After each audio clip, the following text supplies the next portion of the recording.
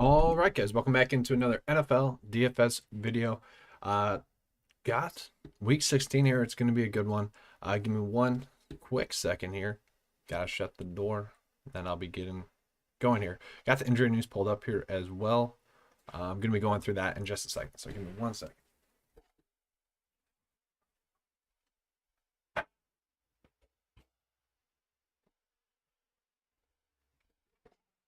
Oh, hey. I kind of want to do an intro like that, going forward too. I don't know. It's kind of fun doing that, making a little entrance like that. But let's go through some of the injury news here real quick. So I got it pulled up here on the DK live sheet. So Tyreek Hill is expected to play. Keenan Allen not expected to play. That's going to make Mike Williams kind of an elite play. So I really do like Mike Williams. Off topic, do you really play Christmas croquet in the snow? We did this year, Andrew. Yeah, that was fun. Christmas croquet in the snow was a lot of fun. We tried using the normal croquet balls, and those didn't work. It kept like going into the walls that we made, and it kept destroying them. So then we used like some frozen tennis balls essentially, and that was great. That worked out really well. So it was a lot of fun. It was pretty much mini putt in the golf with using a croquet palette. But yeah, no, that was fun. Might be a tradition going forward. It was a lot more fun than I expected. A little bit of hard work there with the shoveling and whatnot, but it was good. Do you have any traditions like that, Andrew? But yeah, Keenan Allen here with him out. I really do like Mike Williams, and that could force a little bit more targets to uh, Austin Eckler as well. Those are guys that are both going to probably see around 7 targets, which is going to make those guys both great plays. Now, interesting news out of Washington as well. Terry McLaurin not going to play. That's going to elevate Logan Thomas a little bit more. That's also going to elevate Cam Sims a decent amount. Cam Sims kind of cheap. Targets have been there kind of recently for him as well. Hasn't been able to produce exactly, but he's going to be a good play. Antonio Gibson is back, which is very interesting to me. He kind of becomes in play. We don't know how much he's expected to play. I'm guessing, they need him to win to make the playoffs. So it's not one of those situations where why would he play if he's injured? Because it does make sense if he would play if he's a little bit banged up. He is their best running back, so it does make it a little bit more difficult for to predict Antonio Gibson's snap share there. But I do like him a decent amount. Just going through it a little bit more quickly as well. Allen Robinson expected to play, so I still like him as a play. The other interesting tidbit of news here is that Jarvis Landry, Rashad Higgins placed on COVID reserve list. So they're out. So the Browns players, it's kind of interesting. Marvin Hall, I kind of like a decent amount. So I like Hodge as well a little bit if you're trying to find a deep flyer, but really it's going to be Austin Hooper. And that's pretty much it. I actually do like the Jets D a little bit more because of that news as well. So we got a lot of kind of interesting news. We'll say yesterday as well, just on the showdown slate. I put in like one lineup 10 minutes before lineup lock, and then finishing the point, what was it, 0.29% of lineups. It was a top 10 finish, only in like 3,000 entries. So that was very tilting because if it was like a normal slate, if I would have just like focused on that a little bit more, could have had a nice, solid showdown slate there. But enjoying family time, didn't really have time to really go hard on any showdown slate yesterday. Do I like David Montgomery? So yeah, let me get into the slate now. I'll start getting into the picks. All right, so David Montgomery, I still do like a decent amount here. I'm going to pull him up. Go running back projections here. So yeah, David Montgomery it's looking like Cordero Patterson is going to sit. Now, that is a big piece of news here.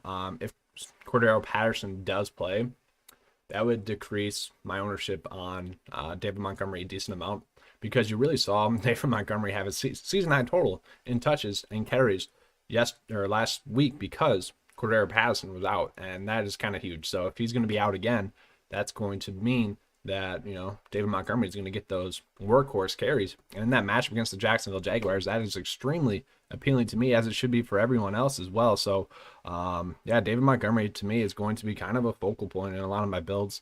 Let me try to pull it up here.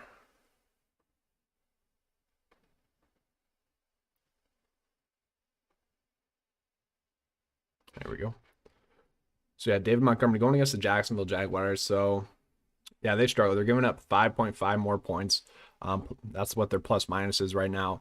So David Montgomery there against the Jags, very appealing. 7.7 for a guy that's going to get right around 20 touches. That's something I do like to see a decent amount. I'm a little bit mad at this. The stat sheet that I pulling my data from, they changed it slightly to indicate which players made the All Pro, which then changed the data that I was pulling in. And because it's week 16, I mean, we know who these players are. We don't exactly need to see their data that much. We know who Nick Chubb is, Alvin Kamara is. So instead of like going back and redoing it, I kind of just was like, okay, we know who those players are.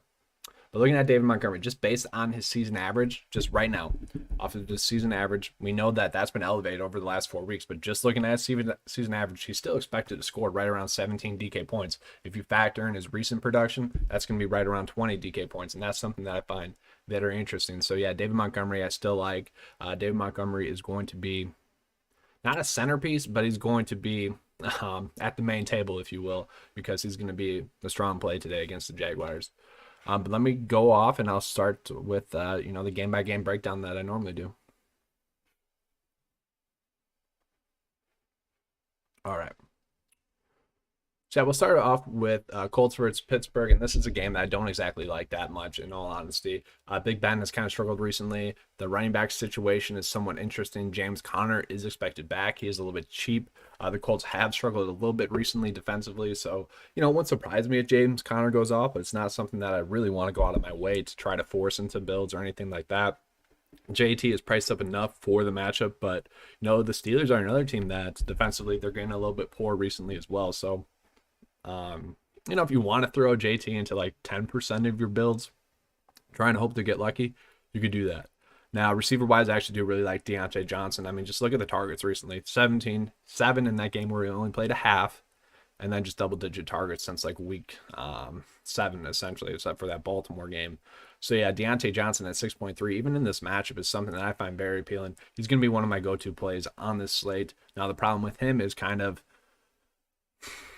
there's a lot of quality value plays. So I can find a path now on Sunday where I don't have to play Deontay Johnson because there's quality plays all over the board. You guys will see that as we go on.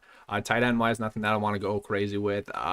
Defensively, there's no reason to pay up for these the defense here as well. So really this game, it's Deontay Johnson or bust for me. Yeah, I don't really get Deontay. It's like name value. I don't know, people maybe on that primetime game where they highlighted his drops and he only played a half. I don't really get the price point. He should be priced at 7K. It's just weird to me. You're right there. It doesn't make any sense. But yeah, let's get into the next game here. So Patrick Mahomes versus Matt Ryan. Let me pull up his projection here because it's going to be a solid play today. So we got to have it loaded. Let me pull it up here. So I did update the projections here a little bit for the quarterbacks, and I think this is what I'm going to use going forward. Once again, the All-Pro here players, the data changed on that a little bit. They marked him as an All-Pro player, so it's not pulling in right now. But that's why it's not really showing there. But just looking at it, the averages are still pulling in from that data. It's just not pulling up on this specific sheet. But looking at his average, I mean, he's projected to score 33 DK points on DraftKings. FanDuel, it's a little bit more, surprisingly. That's interesting to me. But DK points per dollar, his plus minus in this matchup, 5.6. That is great. We like that. Here's his points per dollar. Let's go back. So points per dollar, 1.6, which is great as well. So yeah, Travis Kelce, this is a slate where you really can pay up for him. Makes a ton of sense to pay up for him. There are some decent pump plays at tight end that you could easily do, but Travis Kelce on this slate, with all the value that we have, it makes a ton of sense to pay up for Travis Kelce, and that is something that I'm going to try to do. And let's pull it up here on the lineup that I got pulled up. So yeah, Patrick Mahomes, you can easily play him. I kind of do want to play Kelce and Mahomes together. It's just a nice safe floor, and this could be the week where it doesn't happen, I guess, but I don't expect that. So CEH is going to be out, and we know just based on past history that the RB1 for this offense is absolutely elite. That's why people loved CEH earlier on in the year, because he was the workhorse running back. Now we're going to get Le'Veon Bell, who we all know he's not as good as he used to be, but he's going to get that workhorse workload as well. And really, we're getting the Kansas City Chiefs RB1, one of the best offenses, if not the best offense, at under 6K. And we know they're going to get right around 17 touches. And we know that Bell has a decent chance to score a touchdown. Yes, I do think he needs to score a touchdown today to hit value, but he could absolutely go off. I mean, he could go off for 25 DK points today, and I really like him at that price point. Receiver wise, Tyreek Hill is questionable, but he is going to play. It looks like Calvin Ridley, I still like a decent amount. 8.5, yeah. What I struggle with is why play Calvin Ridley in this matchup when you got Deontay Johnson, a significantly cheaper, getting that same amount of targets in a slightly better matchup as well. That's kind of what I'm favoring there. Going down, Russell Gage, I do like a decent amount as well. He's seen those targets a ton recently, especially with Julio Jones still out. That's what I like about him. He's probably going to see right around 7 to 8 targets once again. So Russell Gage doesn't make sense, but maybe that's more of a showdown play. I find myself not needing to play Russell Gage, which earlier on in the week, I really kind of liked him as a, solid lineup filler. But right now you got, I'll just say it, AJ Green and whatnot down there who make a decent ton of sense there as a value play. So that's kind of where I'm going. Then you got Travis Kelce here, who, yeah, you could easily fit him into your builds. The guy has been a stud this whole year. I don't see him not having a good game against the Falcons. Now, crazier stuff has happened, but he should absolutely go off. I mean, he should be a safe play to get you 20 DK points. I do want to say we got around 20 viewers coming in here today. Appreciate that, guys. If you have any questions, make sure to get those in. I'll get those answered for you. Let's have a good closing week, because week 16, week 17, those are the fun weeks. That's where you actually have to dive down and really find the values, and that's something that I like to do, as a lot of you guys know. The Falcons, I didn't even realize this, 1.9.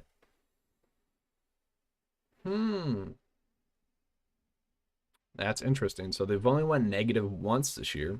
Obviously, they're going against the Chiefs. Even against the Packers, though, 0 points. The Saints, 5 points. Buccaneers, 2 points. If they don't go negative at 1.9, that is something that's a little bit intriguing to me. But I really like the Jets, who are $100 more, just based on the injury news that's going on here with the receivers for the Browns. And you got Baker Mayfield, who we know he struggled quarterback wise. Now, recently he's been a stud. He has. But before this last month, he had been horrible. And maybe that was just chemistry reasons with the receivers. It seems like they're really hitting on all cylinders. Now they're going to be out, which does make the Jets D very appealing to me as a defense flyer that we've been on pretty much this whole year. I believe every single time we played them, they went over like 5 DK points. We didn't play them against Seattle, and then every other game they've been really mispriced. I don't think we played them against the Chiefs.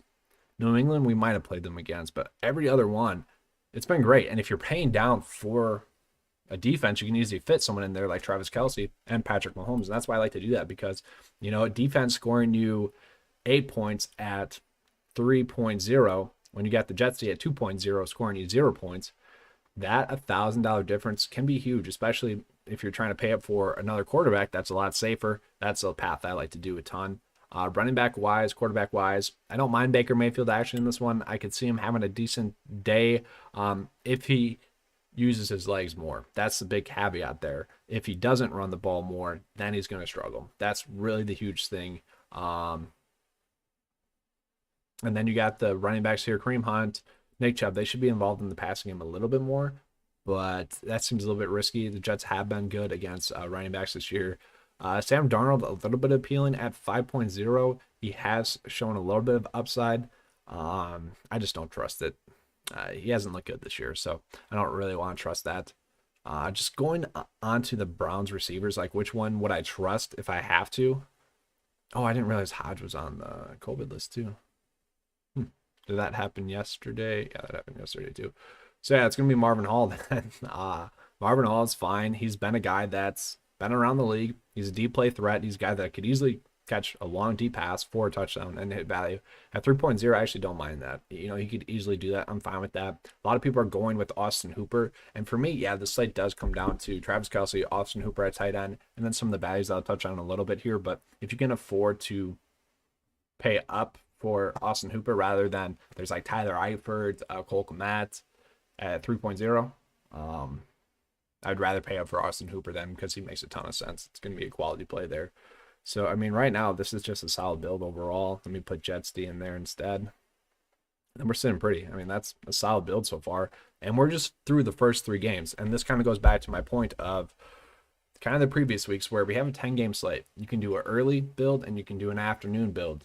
And you can be, liking that a little bit more because then you really don't have to sweat out the main slate as much. I've kind of been favoring that when I can. And as you guys can see here, a lot of my build here, majority of my build is already in the early slate. So you can easily fill that out to make an early slate build and make it work pretty well. Going on to the Giants versus Baltimore. I don't really like anyone in this one as well. Lamar Jackson, a little bit priced up for me in this matchup. They've been good defensively. J.K. Dobbins, he's a little bit priced up for me as well. He has been really consistent recently, but once again, I'd rather play Le'Veon Bell at his price point, and then there's going to be Giovanni Bernard in the next game that I'd much rather play as well. Sterling Shepard actually is kind of cheap as well, 4.5. He's a guy that I have played a decent amount. Now, recently he hasn't been there, but Golden Tate is actually out, so that could make a little bit more targets go Sterling Shepard's way. And at 4.5, if he gets 10 targets instead of 7, he should easily hit double-digit DK points. And it's a little bit intriguing to me. Now, we have seen with games where Golden Tate is out that Austin Mack has played a significant snap share, and I won't be surprised if he does well. So yeah, week 6 and then week 9 is really the last time Golden Tate was out for a full game. And Austin Mack had a good game, 5 targets, 72 yards. Now, it's nothing you want to go crazy with, but it has somewhat seemed like they want to get him involved a little bit. So once again, if your guys are trying to do like a showdown lineup, that's a guy that I would look at because it wouldn't surprise me if he has a decent day. Nothing you want to go crazy with, but that is kind of that's a play where I would almost go out of my way to make on a showdown build. Like I would make one showdown build just to force him in there. Dante Pettis, I would just wanted to echo this. Been kind of crazy that he's really fallen off as much as he has. Can't even get on the field as a Jets receiver number 3, where he was San Fran's number 1 for a little bit. That's surprising. Willie Snead at under 4K. That's a little bit interesting. Once again, that'd be a showdown type of thing. But let's get into the fun game. This one is going to be very interesting. So let me talk about the quarterbacks here in this one because Ryan Finley, Brandon Allen, it looks like it's going to be Brandon Allen. So let me pull up that sheet here real quick. Just going to type in Brandon Allen.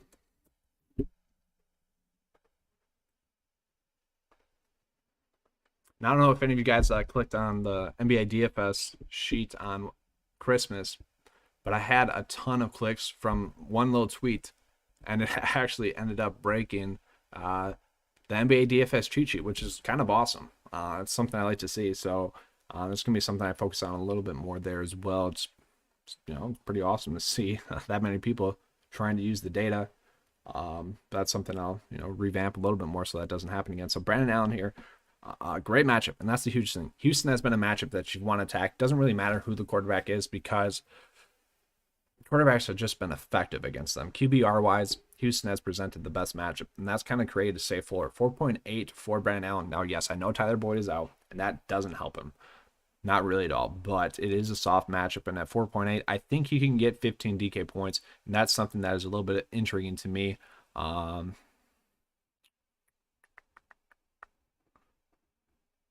Sort them down here as well. It's kind of a little game stack you can do here as well. Let's see. So DK projection, this is just based off of his average once again, 10.8, and that's just based off of his average. So that matchup there, it doesn't exactly say that it gives it a huge boost, but once again, going back to it,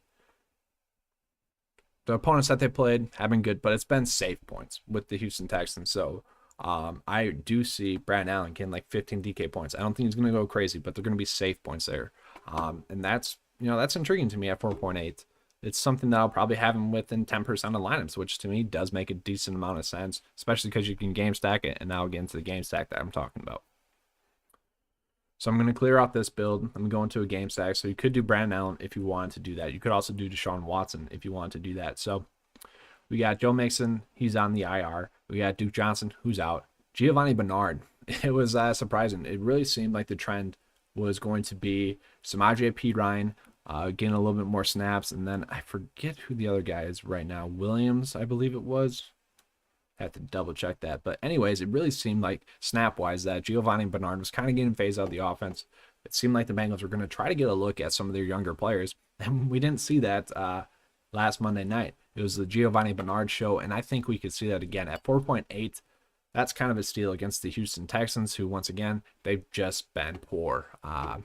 This was a great matchup. Giovanni Bernard should be able to go off, and you could even get some receptions to Giovanni Bernard as well. Receiver wise, you got Brandon Cooks here. It's a great running back play. Then you got T. Higgins, who's really going to be a solid play. The targets have already been there for him at 4.7 with Tyler Boyd out. Those targets are going to be locked in. I think he's going to get right around 8 targets. And if he gets 8 targets at 4.7, that is elite to me. And then who else do we got here? AJ Green you can go with. I like that.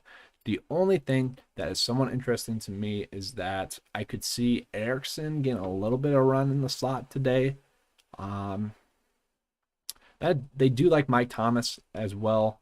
I don't expect him, to be relevant, but you could really go Brandon Allen, AJ Green, T. Higgins stack, run it back with Brandon Cooks, and kind of feel good about it.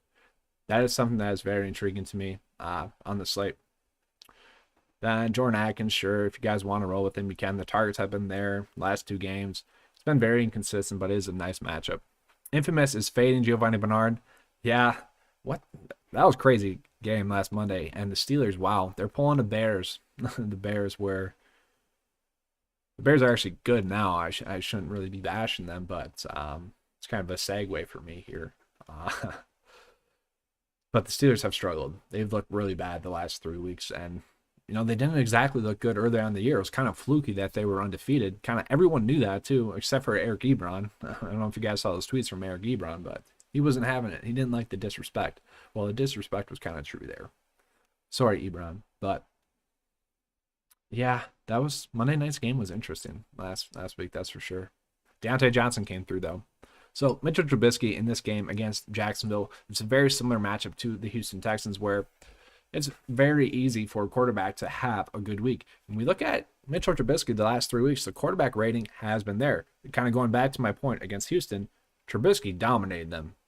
His QBR was elite, and that is a really tall tale sign that it's an easy matchup.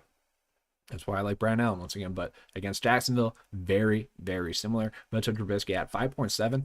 It's not anything you want to go out of your way to get, but if you're looking at having like 4 to 5 players and like a player pool for you guys, if you're doing lineup optimizers, he'd be the 4th one in there for me at 5.7. It's going to be Mahomes, it's going to be Hurts, Trubisky, and Brandon Allen for me pretty much. But I don't mind Trubisky today. He's been running the ball a lot more, and that's really the biggest factor with Trubisky. Is he going to get those rushing attempts? And if he gets those rushing attempts, he's not going to be a bad play. We kind of know that. A lot hinders on him getting rushing attempts. Now, last week, it was really shocking to me that David Montgomery got 32 carries. And that was kind of the blueprint for the Saints, too, as well. It was really eye-opening to them that, hey, we need to run on this team. We need to run on them a lot. And that's why Alvin Kamara was a stud in that game against Minnesota on Christmas there. Really, the blueprint was there for them. But now we got David Montgomery against the Jacksonville Jaguars, who have been an elite matchup this whole year. It's been a matchup that we've been targeting this whole year. DK has them listed as 30th. I know I have them listed as a bottom 5 defense for running backs as well. So, David Montgomery at 7.7 if Cordero Patterson is out, and let's double check that right now.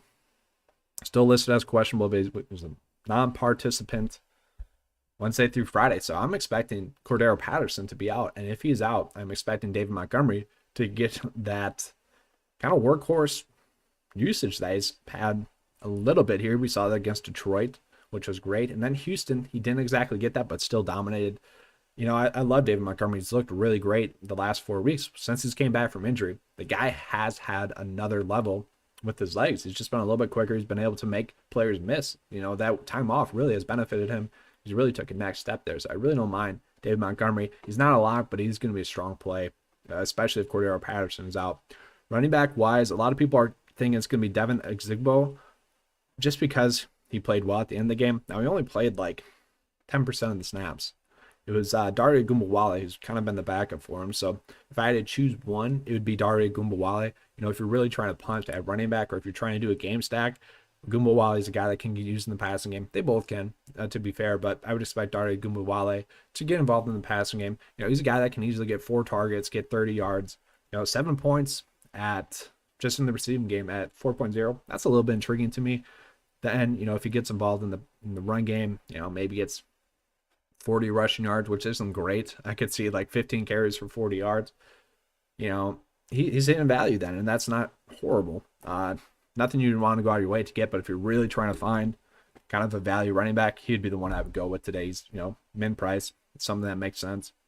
I actually do really like Allen Robinson here as well. And what sucks a lot this year is that it's been quarterback, great spot.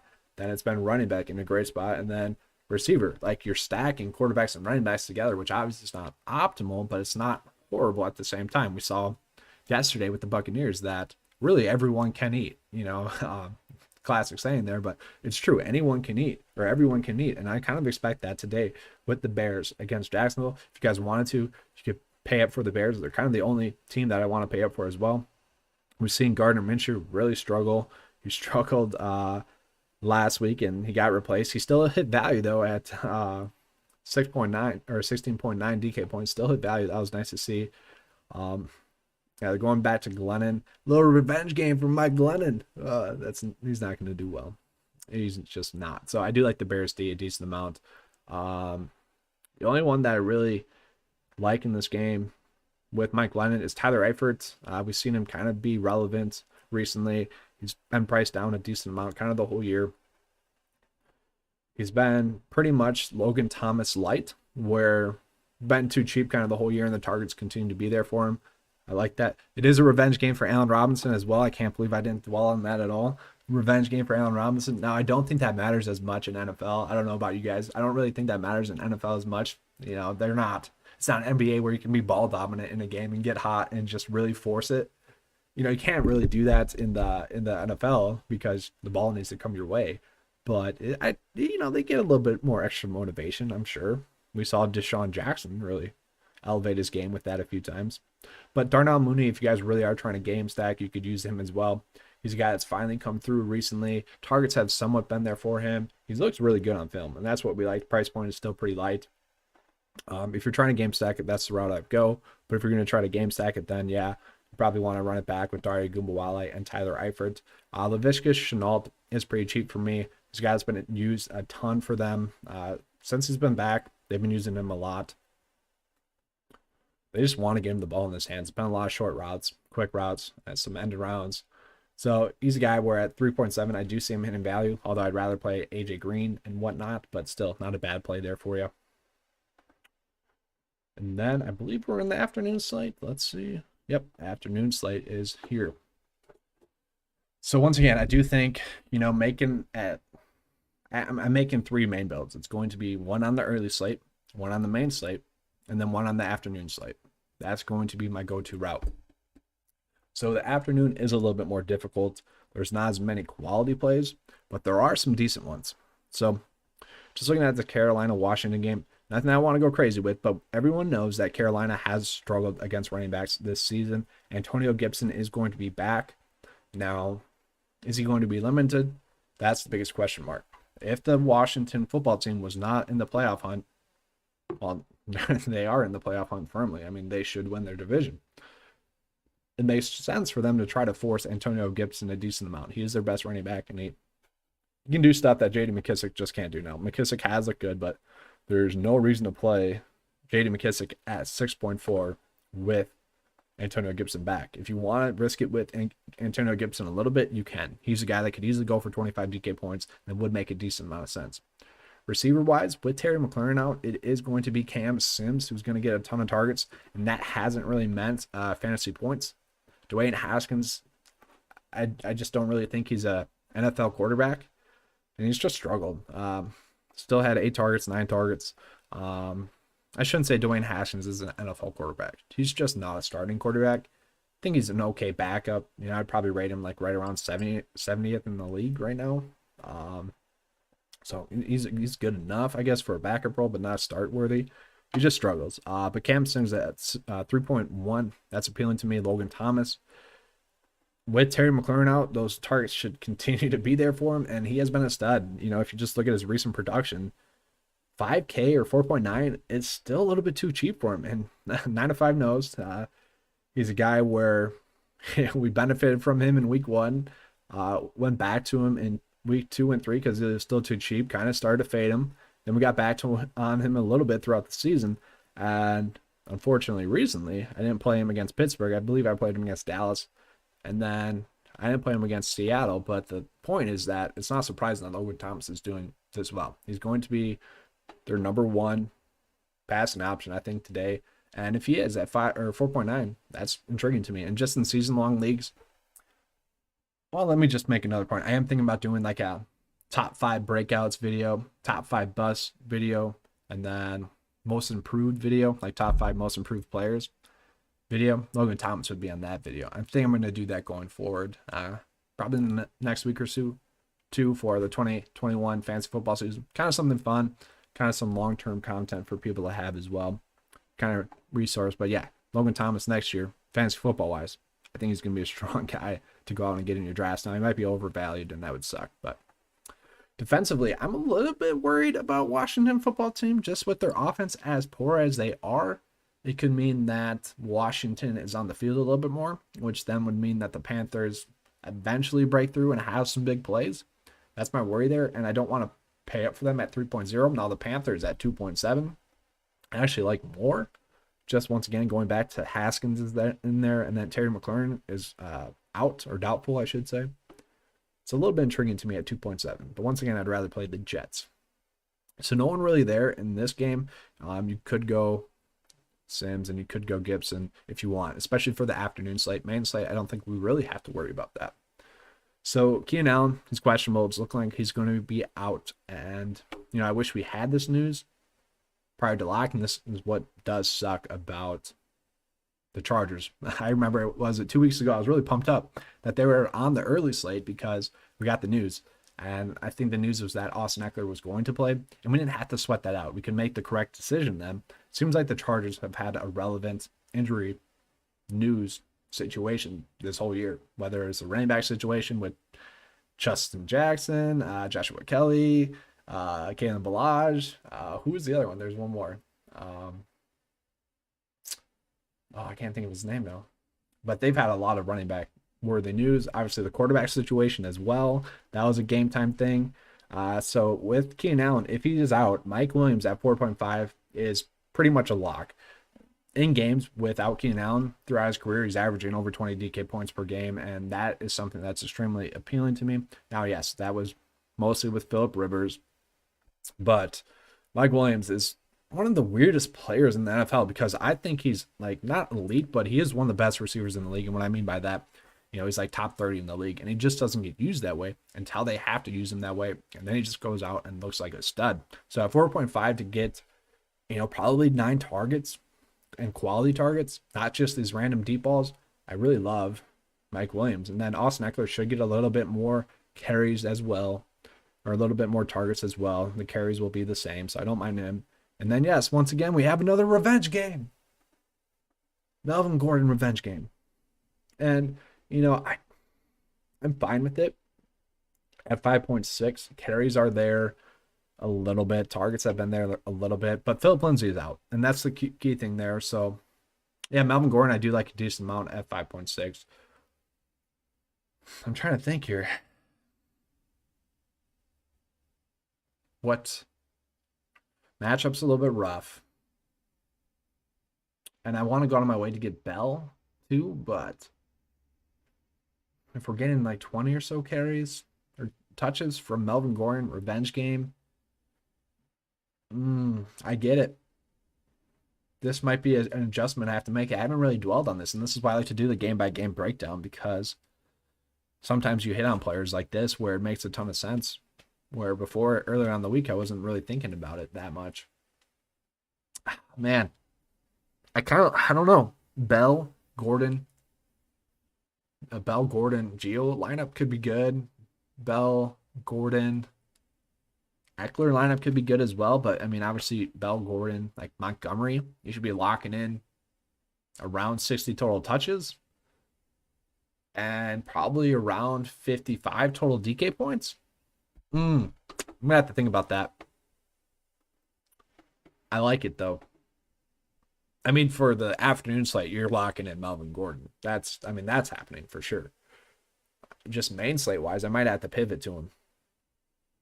That's going to be something I have to think about for a good hour here before I make the locks on the 9 to 5 page, the updates there. But Tyron Johnson, he's a guy that's been involved a little bit more if Keenan Allen is going to be out. I expect him to be the receiver number 2, which is a little bit surprising because Jalen Guyton had been a top deep ball threat for them the whole year. And I wouldn't be surprised if he gets involved as well. One of these two guys will probably hit value, and I like that. Jerry's going to be on him, so I like that as well. Melvin Gordon, it does make sense. Yeah, I like Melvin Gordon now. 5.6, it's just cheap. He's going to get involved in passing game, and he's going to get the rushing attempts, and heck, he's probably their best chance to score a touchdown as well. And the Chargers defense has somewhat struggled recently. It does seem like I don't want to say they've given up on the year, but a little bit given up. Do want to point out Noah Fant as well. Now, I'd much rather play, I think, Logan Thomas at his price point, $100 more. But Noah Fant, it wouldn't surprise me if he had a good week. Once again, going back to the videos I'm going to make here going forward, I think I'm going to have him on the top 5 breakout video there because Noah Fant, I think he's due to break out. He's going to be a great value draft pick for you guys next year. Don't exactly want to play him on the afternoon slate, but if you're really trying to find a good tight end, I think that'd be him. Now, I know a lot of people were wondering tight end wise here. If you want to go Parham, maybe. I don't know. I guess, yeah. It makes sense value wise. If you want to punt with him at the tight end spot, that's fine. But that goes back to why I like Eckler and Williams more as well. And I don't know, Hunter Henry has been a little bit more hit or miss, so I don't exactly trust the tight end position for the Chargers. They do spread out the ball, so I don't think we have to force in him at 2.5, but it does make sense. If you guys are trying to go out of your way value-wise, I don't mind it, but I'd much rather pay up for like Cole Kmet, who I didn't really touch on that much, but I don't mind him, and Tyler Eifert. I'd much rather go that route. All right, now we're getting to the Rams versus Seahawks. This is probably the game where I don't really want to go out of my way to play any of these guys in cash, but for GPP purposes, it makes a ton of sense. Do I like Logan Thomas? Yeah, I like him. I don't love his price points. Austin Hooper's very cheap. I'd much rather go with him, I think, just price point wise. I would say he's like, for baking in value and price point, I would probably rank him as my 5th favorite tight end.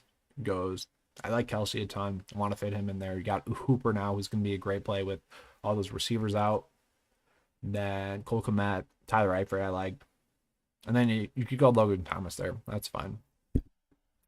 But this Seahawks-Rams game, it's very appealing to me. So, yeah, Jared Goff, who we know he has those random upside games. Now, the last game against the Seahawks, 14.5 DK points. That wasn't that great, but he does have these random upside games where he's the one getting the touchdowns.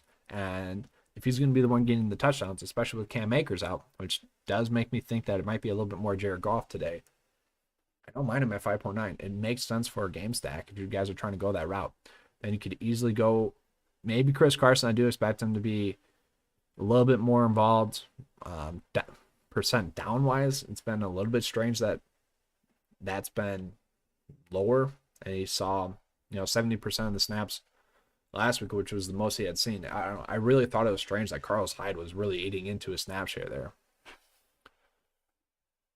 But yeah, you could easily stack Robert Woods and Cooper Kupp and kind of feel good about that because once again, with Cam Akers out, it could be Malcolm Brown or it could be D'Angelo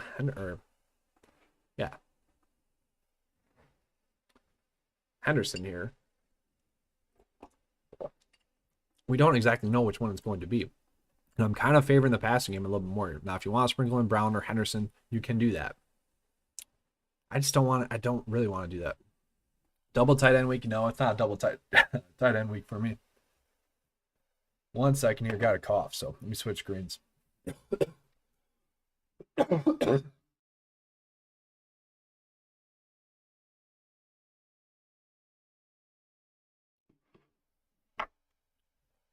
All right, sorry about that there, guys.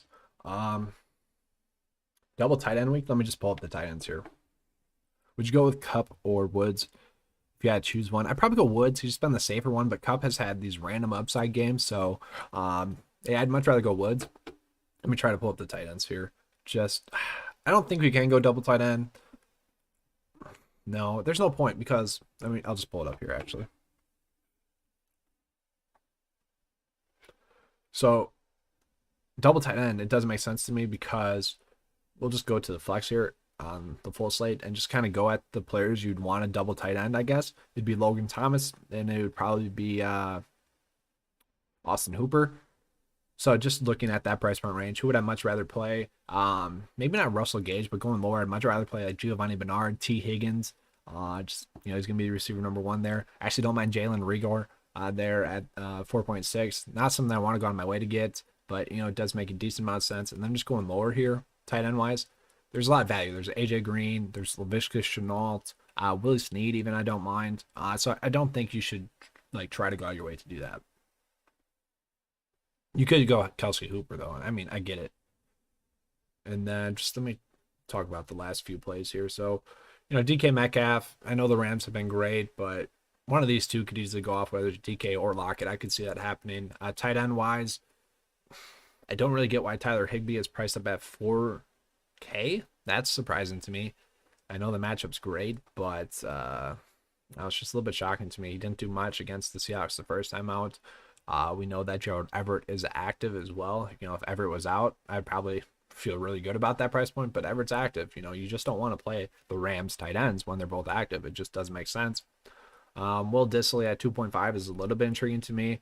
He's been random. I thought he'd be a little bit more involved, but he hasn't been. It's more been, Jacob Hollister and Will Dissly. They've kind of been splitting the workload. And Greg Olsen is back as well. So, yeah, there's really no point to play any of the tight ends now. Yeah, we don't even have to dwell on the tight ends here for the Seahawks. There's no reason to play any of them. Let's get into the last game here. Philadelphia versus Dallas Cowboys. A lot of you probably are wanting to play Jalen Hurts today. And, for the afternoon slate, sure. Maybe just go ahead and lock that in. I'm fine with that. The rushing upside has been there for him, which has created a safe floor. I don't mind that. Andy Dalton at 5.5 is a little bit interesting to me as well.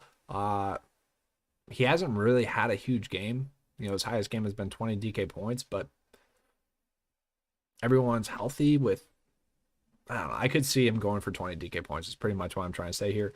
We got to look at the Zeke news. Is he going to play or not? That does make a little bit of difference. Maybe specifically for the afternoon slate. Now, the Eagles have been pretty solid against running backs this year, but Tony Pollard, if he's going to get involved in that passing game like that, he's going to be a solid play. So I don't know if we can risk that in cash purposes on the main slate. And this is once again kind of why I like to break it down into main, early, and afternoon, especially for a slate like this where it's 6 games, 4 games. Makes a lot of sense. So if we get news that Zeke is out, probably just lock in Tony Pollard. He is priced up, but you could easily make that work where you're playing 3 solid running backs here, and then a lineup like this does make a ton of sense. Cooper is too cheap. Cooper is very cheap. I'm glad you brought that up. 5.7. That's very cheap. He had one bad game, and he all of a sudden got priced back to the point where he's too cheap. And we saw him. I mean, the targets have been there the whole year. He had one random bad game against the Niners, who, they're such a weird team. Yesterday played really well. They have they're when they have a good game plan, even with their poor or backups, I should say. We'll put their backups. They can go out and play a solid game. And it was random that Cooper didn't have a good week. Other than that, though, he's been a stud. So I don't really get why he got priced down that much. He should consistently be a 6K player. So, yeah, I don't mind him at that price point. Jalen Reagor, I already mentioned, I don't mind him at his price point as well. He saw 8 targets. He's a guy that I think can score a touchdown, especially if this game becomes a little bit of a shootout. Now, tight end-wise, it's a little bit interesting to me as well. Zach Ertz at 3.1. Very intriguing to me. He had 7 targets now. A lot of those weren't actually true targets, but only 2 receptions. But, 69 yards. You know, at 3.1 for Zach Ertz, that is pretty cheap. I know Dallas Goedert is there as well still, but, you know, it's intriguing to me. He just seems like he's due for a big game, and he's a guy that personally needs to have a couple of big games to get a fat contract here this offseason. So it really wouldn't shock me if Zach Ertz goes out and has a solid game. Zeke should be worried about Tony Pollard taking over as an RB1. So going back to the videos that I want to make, bounce back candidates. That's another one that I might make. And Zeke would be on that for me because I think he's just had a bad season. I think he could bounce back and have a good season. Obviously, he got paid. So, I don't know. Tony Pollard definitely needs to get used. It could be a 60-40 split. And Zeke becomes like a 14th overall pick instead of like a locked in number 2 pick. I don't know. I still like Zeke. Obviously, this hasn't been his year. Zeke had a good stretch there early on in the season and obviously throughout his career. So, no, Deshaun Jackson, I don't want to play. I really hate the Eagles, what they've done.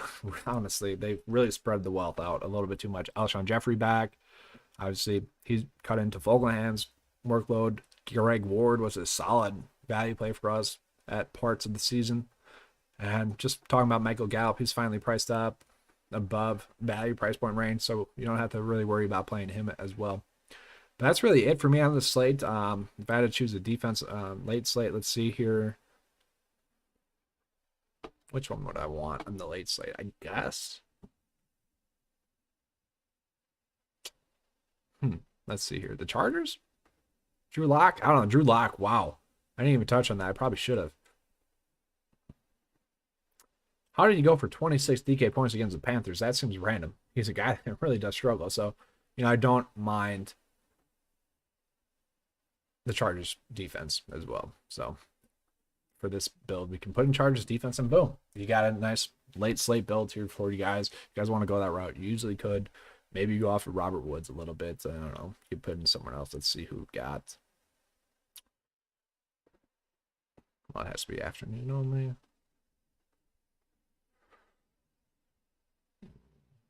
Yeah, I'd probably just go Robert Woods here. Yeah, that makes sense. Yeah, decent late slate build. I'm going to submit this here. And about to be wrapping up. So if you guys have any more questions, get those in. If not, I'll be wrapping up here, shortly. Oh, we got to put Woods in there. All right, save that bad boy.